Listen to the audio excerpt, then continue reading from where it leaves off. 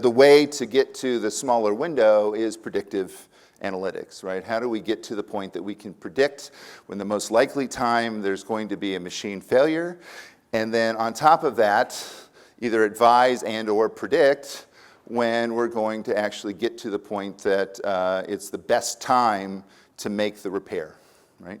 So we want to get to the repair before the piece fails, before the piece of the machine fails, and when it's least impactful on the organization.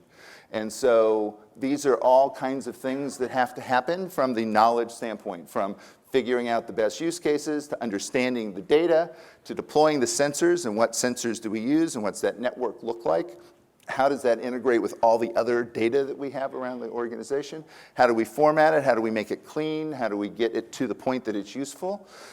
And then how do we get to the sources of data so we can have the predictive models? And the predictive models themselves have feedback loops that require human feedback, right? Because you're going to have this data come in, you're going to have the machine make some predictions, and sometimes they're going to be wrong.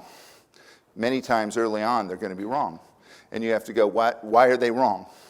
And then collaborate. And so the traditional stuff that we do with lessons learned and how do we connect with each other and have a conversation about the why things aren't working.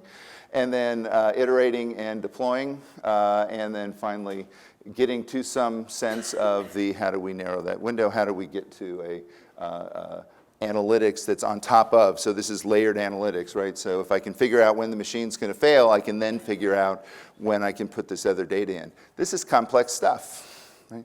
This is not something that you're going to go hire somebody out of Stanford or MIT or Carnegie Mellon and just have them walk into your facility and go, we have this really big factory and we got all this data and we're going to have even more data because we're going to put sensors all over stuff and we don't even know how those work. And since you have a PhD in analytics and computer science, we want you to fix that. It's not going to happen.